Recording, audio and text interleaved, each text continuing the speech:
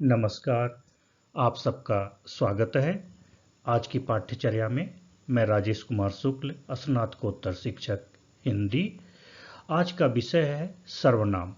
पद परिचय के अंतर्गत सर्वनाम का परिचय देना होता है, तो इसलिए आज हम लोग सर्वनाम को पढ़ेंगे। जो शब्द संज्ञा की जगह प्रयुक्त होते हैं उसे सर्वनाम कहते हैं, अर्थात संज्ञा के स्थान पर बोले जाने वाले, लिखे जाने वाले शब्दों को सर्वनाम कहते हैं। कभी कभी बच्चे प्रश्न पूछते हैं, सर्वनाम का प्रयोग क्यों किया जाता है या सर्वनाम को हम क्यों लिखते हैं। तो बार बार संज्ञा के प्रयोग से कथन अच्छा नहीं लगता, शब्द का दोहराव अच्छा नहीं लगता। कभी कभी क्या होता है, इशारों में बात कही जाती है। कभी कभी किसी का नाम लेना अच्छा नहीं लगता। कहीं कहीं परंपरा होती है कि कुछ रिश्तों के नाम नहीं लिए जाते, इसलिए सर्वनाम का प्रयोग किया जाता है। किसी ने कहा है कि नाम में क्या रखा है, शायद यह सर्वनाम के लिए ही कहा गया हो, तो नाम की जगह पर सर्वनाम का प्रयोग किया जाता है। उदाहरण देखिए, सोमली ने कुलदीप से कहा, मैं तुम्हें पुस्तक दूंगी। नेहा ने सांची से कहा, मैं बाजार जा रही हूँ। वृतांत जय के साथ उसके घर गया। अब इन उदाहरणों में अगर हम देखें तो मैं सोमली के लिए आया है, नेहा ने सांची से कहा, मैं बाजार जा रही हूँ, तो मैं नेहा के लिए आया है। वृतांत जय के साथ उसके घर गया, उसके जय के लिए आया हुआ है, और ये सब संज्ञा के स्थान पर प्रयुक्त हुए हैं, अतः ये सर्वनाम हुए। सर्वनाम के भेद। सर्वनाम के 6 भेद होते हैं। पुरुषवाचक सर्वनाम, निजवाचक सर्वनाम, निश्चयवाचक सर्वनाम, अनिश्चयवाचक सर्वनाम, संबंधवाचक सर्वनाम और प्रश्नवाचक सर्वनाम। पुरुषवाचक सर्वनाम किसे कहते हैं? जिन शब्दों से व्यक्ति का बोध होता है उन्हें पुरुषवाचक सर्वनाम कहते हैं।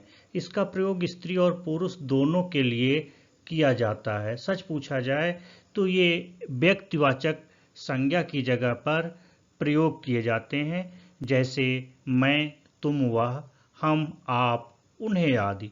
पुरुषवाचक सर्वनाम के 3 भेद होते हैं: उत्तम पुरुषवाचक सर्वनाम, मध्यम पुरुषवाचक सर्वनाम, अन्य पुरुषवाचक सर्वनाम। उत्तम पुरुषवाचक सर्वनाम किसे कहते हैं? जिन शब्दों का प्रयोग बोलने वाला स्वयं के लिए करता है उसे उत्तम पुरुषवाचक सर्वनाम कहते हैं, जैसे मैं, हमारा, मुझको, हमको आदि। अब मध्य पुरुषवाचक सर्वनाम किसे कहते हैं?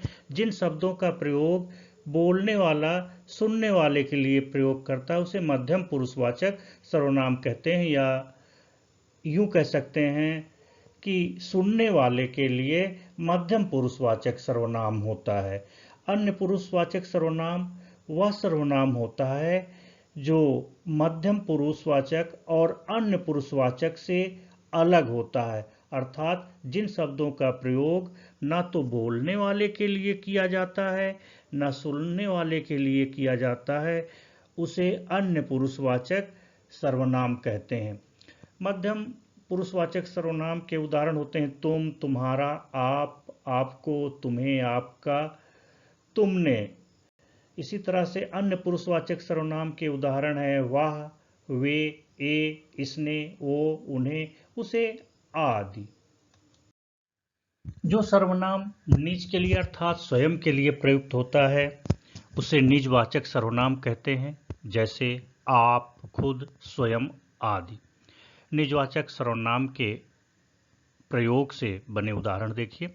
हम अपने आप चले जाएंगे, आप स्वयं जाकर जांच लें, मैं आप ही पढ़ाया जा रहा था, मैं अपना काम आप ही करता हूं। कभी कभी आप का प्रयोग निजवाचक के साथ साथ पुरुषवाचक में आदर दिखाने के लिए किया जाता है, अर्थात आप का प्रयोग निजवाचक एवं पुरुषवाचक दोनों सर्वनामों में किया जाता है। जैसे आप विश्राम कीजिए में आप आदर सूचक शब्द है, यह मध्यम पुरुष है जो तुम की जगह पर सम्मान देने के लिए प्रयोग किया गया है। मैं आप ही कर लूंगा में आप निजवाचक सर्वनाम है जो स्वयं के लिए आया हुआ है, जो सेल्फ के लिए आया है। जिन शब्दों से किसी व्यक्ति, वस्तु अथवा घटना की ओर संकेत करते हैं उसे निश्चयवाचक सर्वनाम कहते हैं। इसे संकेतवाचक सर्वनाम भी कहा जाता है क्योंकि संकेत के माध्यम से किसी वस्तु को निश्चित किया जाता है। जैसे मेरी पुस्तक यह है, वह रहा मोहन का घर। इसमें यह वह शब्द निश्चित वस्तु की ओर संकेत कर रहे हैं, इसलिए इन्हें निश्चयवाचक सर्वनाम कहा जाता है। संकेत दो तरह के हो सकते हैं, पास की वस्तु के लिए संकेत और दूर की वस्तु के लिए संकेत। इसलिए यह समीपवर्ती वस्तु की ओर संकेत करता है, जबकि वह दूरवर्ती वस्तु की ओर संकेत करता है। इस प्रकार निश्चयवाचक या संकेतवाचक सर्वनाम के दो भेद माने जाते हैं, समीपवर्ती निश्चयवाचक सर्वनाम और दूरवर्ती निश्चयवाचक सर्वनाम। अनिश्चयवाचक सर्वनाम किसे कहते हैं?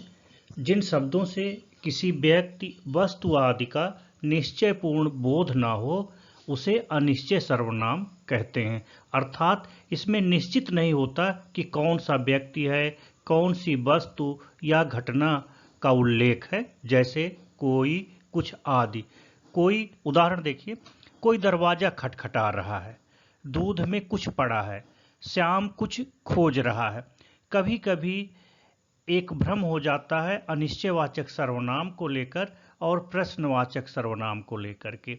प्रश्न सूचक या प्रश्नवाचक सर्वनाम में प्रश्न सूचक शब्दों का प्रयोग किया जाता है, जबकि अनिश्चयवाचक सर्वनाम में अनिश्चय सूचक शब्दों का प्रयोग किया जाता है। कोई दरवाजा खटखटा रहा है में पता नहीं है कि कौन दरवाजा खटखटा रहा है और ना तो कौन शब्द का प्रयोग किया गया है। यहाँ पर कोई शब्द का प्रयोग है जिसमें पता नहीं चल रहा है कि कौन सा व्यक्ति है। इसी तरह से दूध में कुछ पड़ा है, पता नहीं चल पा रहा है कि दूध में क्या पड़ा हुआ है, कौन सी चीज है। श्याम कुछ खोज रहा है में भी पता नहीं चल पा रहा है कि श्याम क्या खोज रहा है। इसलिए कोई, कुछ, ये सब अनिश्चयवाचक सर्वनाम हैं।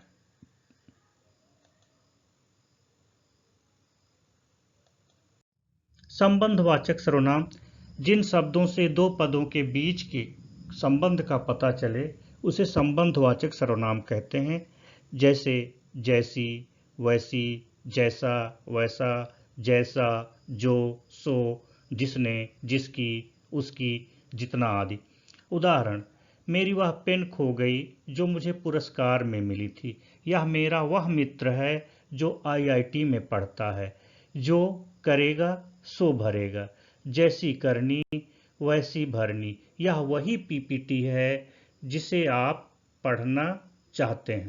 प्रश्नवाचक सर्वनाम कहते हैं जिन सर्वनाम शब्दों को प्रश्न पूछने के लिए प्रयोग किया जाता है उसे प्रश्नवाचक सर्वनाम कहते हैं। जैसे क्या, कौन, किसने, किसको, कौन सा आदि। उदाहरण देखो, कौन आया है, घर में कौन है, खाने में आपको क्या चाहिए। तो यहाँ पर कौन, कौन, क्या आदि जो है प्रश्नवाचक सर्वनाम के उदाहरण हैं।